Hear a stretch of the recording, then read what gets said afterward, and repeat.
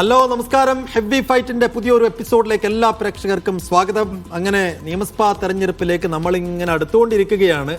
ഈ നിയമസഭാ തെരഞ്ഞെടുപ്പിന്റെ ഏറ്റവും പ്രധാനപ്പെട്ട സവിശേഷത എന്ന് പറയുന്നത് അപ്രവചനീയതയാണ്. ഒരുപക്ഷെ 140 മണ്ഡലങ്ങളിലും എന്ത് സംഭവിക്കുമെന്ന കാര്യത്തിൽ ഒരു പ്രീ ചിത്രവും നമ്മുടെ മുന്നിലില്ല എന്നുള്ളതാണ്. അതുകൊണ്ട് നമ്മൾ ഹൈ റിസ്ക് മണ്ഡലങ്ങളിലൂടെയുള്ള ഒരു യാത്രയാണ് ഹെവി ഫൈറ്റ് എന്ന് പറയുന്നത്. ഹൈ റിസ്ക് മണ്ഡലങ്ങളിലെ സാധ്യതകളും കണക്ക് കൂട്ടലുകളും ഇങ്ങനെ വിലയിരുത്തിക്കൊണ്ടുള്ള യാത്രയാണ്.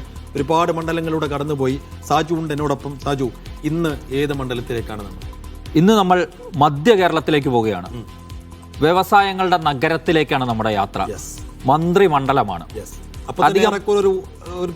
എല്ലാവർക്കും പിടുത്തം കിട്ടിക്കാണും. അതുകൊണ്ട് ഇനി നമ്മൾ അതിനകത്ത് അധികം ഹൈപ്പ് ഇടുന്നില്ല. എന്നാലും ചെറിയൊരു 2 ഹൈപ്പ് കൂടി ഇട്ടോളൂ ഉണ്ടെങ്കിൽ. അത് വേണ്ട, കാരണം എല്ലാവർക്കും മനസ്സിലായി. അപ്പം പി രാജീവ് പ്രതിനിധീകരിക്കുന്ന സംസ്ഥാനത്തിന്റെ വ്യവസായ മന്ത്രിയുടെ മണ്ഡലമായ കളമശ്ശേരിയാണ് ഇന്ന് നമ്മൾ എടുക്കുന്നത്. കളമശ്ശേരി എന്ന് വെച്ചാൽ ഒരു നഗരമണ്ഡലം കൂടിയാണ്. നഗരമണ്ഡലം എന്നും പൂർണ്ണാർത്ഥത്തിൽ നമുക്ക് പറയാൻ കഴിയില്ല. കൊച്ചിയോട് അതിന്റെ പ്രധാനപ്പെട്ട പല ഭാഗങ്ങളും കൊച്ചിയോട് ചേർന്ന്. അതേസമയം ഫാക്ടറി പോലുള്ള ചില വ്യവസായശാലകളും ഒക്കെയുള്ള മണ്ഡലമാണ്. നമ്മളത് പരിഗണിച്ചു കഴിഞ്ഞാൽ ഒരു മിക്സ് മണ്ഡലം എന്നൊക്കെ നമുക്ക് പറയാൻ കഴിയുന്നതാണ്. ഇതോടൊപ്പം നമ്മൾ ശ്രദ്ധിക്കേണ്ട ഒരു കാര്യം, ഈ മണ്ഡലം നമ്മൾ എന്തുകൊണ്ട് എടുക്കുന്നു എന്നൊരു ചോദ്യമുണ്ട്. സംസ്ഥാനത്ത് ഒരുപക്ഷെ തെരഞ്ഞെടുപ്പ് ചിത്രം വ്യക്തമായി കഴിഞ്ഞ തെളിഞ്ഞ മണ്ഡലങ്ങളിൽ ഒന്നാണ്. മാറ്റം മാത്രമല്ല, ഇപ്പോൾ സ്ഥാനാർത്ഥിത്വം പ്രഖ്യാപിക്കുന്നതിന് മുമ്പ് സ്ഥാനാർത്ഥി തെരഞ്ഞെടുപ്പ് പ്രചരണം തുടങ്ങിയെന്ന് പരാതി പോലും വന്ന സ്ഥലമാണ്. അതാണ്. അപ്പോൾ കളമശ്ശേരി എന്തുകൊണ്ട് എടുക്കുന്നു എന്ന ചോദ്യത്തിനുള്ള ഉത്തരത്തിലേക്ക് നമ്മളിങ്ങനെ വിശദമായി വരികയാണ്.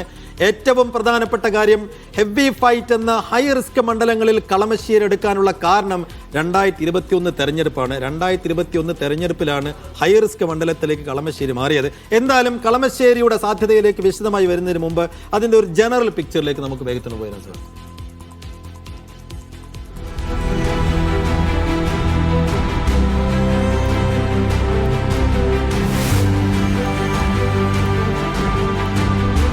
കളമശ്ശേരി എറണാകുളം ജില്ലയിലെ 14 മണ്ഡലങ്ങളിൽ കൊച്ചി നഗരത്തോട് ചേർന്നു കിടക്കുന്ന മണ്ഡലം. വ്യവസായശാലകളാൽ നിറഞ്ഞ കളമശ്ശേരി നഗരസഭയും ഏലൂർ നഗരസഭയും അടക്കം 6 തദ്ദേശ ഭരണ സ്ഥാപനങ്ങൾ. രൂപീകരിക്കപ്പെട്ടതിന് ശേഷം ആദ്യ തെരഞ്ഞെടുപ്പ് 2011. പഴയ മട്ടാഞ്ചേരി MLA മുസ്ലിം ലീഗ് നേതാവ് VK ഇബ്രാഹിം കുഞ്ഞ് കളമശ്ശേരിയിലേക്ക് ചേക്കേറി ആദ്യ MLA ആയതും കേരളത്തിന്റെ പൊതുമരാമത്ത് മന്ത്രിയായതും ചരിത്രം. 2016 ഇബ്രാഹിം കുഞ്ഞിലൂടെ സീറ്റ് ലീഗ് നിലനിർത്തി. പക്ഷേ കഴിഞ്ഞ തെരഞ്ഞെടുപ്പിൽ പി രാജീവിലൂടെ CPM സീറ്റ് പിടിച്ചെടുത്തു. കളമശ്ശേരിക്ക് വീണ്ടും ഒരു വ്യവസായ വകുപ്പ് മന്ത്രിയും. മന്ത്രിമണ്ഡലം നിലനിർത്താൻ CPM വീണ്ടും പി രാജീവിനെ തന്നെ കളത്തിലിറക്കാൻ സാധ്യത. UDF-നകത്ത് പക്ഷേ ഇപ്പോഴും നീങ്ങാത്ത ആശയക്കുഴപ്പം. സീറ്റ് ലീഗിൽ നിന്നും കോൺഗ്രസ് ഏറ്റെടുക്കുന്നുവെന്ന വാർത്തകൾക്കിടെ ലീഗ് സ്ഥാനാർത്ഥി VE അബ്ദുൽ ഗഫൂർ പ്രചാരണം തുടങ്ങിയത് കഴിഞ്ഞ ദിവസം. ലീഗിലെയും UDF-ലെയും അനൈക്യം മുതലെടുത്ത് ജയം കൊയ്ത രാജീവിനും LDF-നും മണ്ഡലം നിലനിർത്താൻ അതേ തന്ത്രങ്ങൾ മതിയാകുമോ? പാളയത്തിൽ പട പരിഹരിച്ച് പഴയ കോട്ട തിരിച്ചുപിടിക്കാൻ ലീഗിനും UDF-നും കഴിയുമോ എന്നതും പ്രധാന ചോദ്യങ്ങൾ.